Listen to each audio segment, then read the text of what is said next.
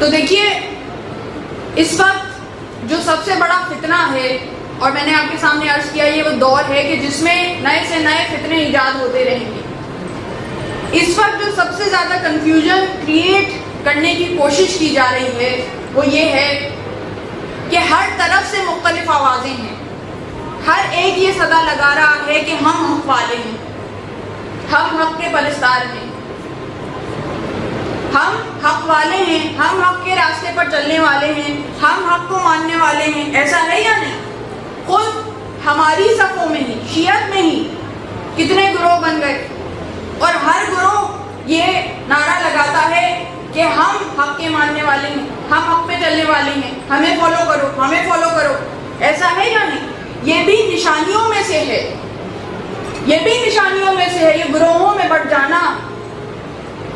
لیکن جو سب سے محکم نشانیاں ہیں ان میں سے ایک نشانی یہ بھی ہے کہ جب مولا کا ظہور ہوگا تو پھر مولا انہی سو کالڈ مومنین کے گروہ جو دعویٰ کر رہے ہوں گے کہ ہم ہیں اصل مومن، ہم ہیں حق کے پرستار، ہم ہیں صحیح راستے پر چلنے والے، مولا کی تلوار ان کے سر قلم کرے گی،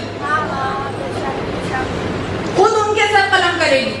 اور پھر یہ چیخ چیخ کر کہیں گے جب امام آئیں گے اور دین کا احیاء کریں گے ان چیزوں کو کہ جن کو ختم کیا جا رہا ہے، اسلام کی ان صحیح روایات کو جن کو ختم کیا جا رہا ہے، روح کو جس کو ختم کیا جا رہا ہے، جب اس کو وہ دوبارہ بیدار کرنے کی کوشش کریں گے تو وہی مومنوں کے گروہ چیخ کر کہیں گے کہ ہمیں آپ کی ضرورت نہیں ہے، ہمارے پاس جو اسلام ہے وہ کافی ہے، ہمیں آپ کی ضرورت نہیں ہے. یہ مومنوں کے گروہ کہیں گے.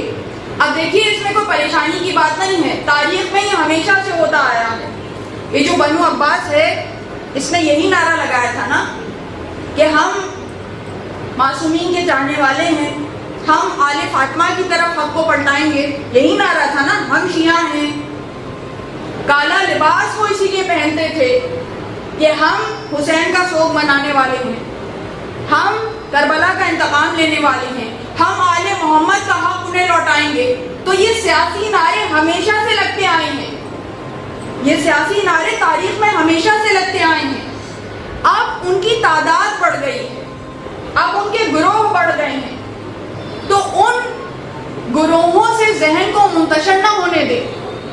حق کی پہچان کا فارمولا آپ کے پاس ہونا چاہیے فنگر ٹپس پہ کہ حق کو کیسے پہچانیں. بھائی 10 نعرہ لگانے والے ہیں، نعرہ کیا دکانیں ہیں، آج کل تو دکانیں سجی ہوئی ہیں، ہر ایک نے اپنی دکان سجائی ہوئی ہے. عزاداری کو آپ دیکھ لیں کتنا کمرشلائز کر دیا گیا، کتنا انڈسٹریلائز کر دیا گیا، پیسے کا زور زورا ہے، یعنی جو جتنا پیسہ لیتا ہے اسے اتنا بڑا عالم سمجھا جاتا ہے. ایسا ہے یا نہیں؟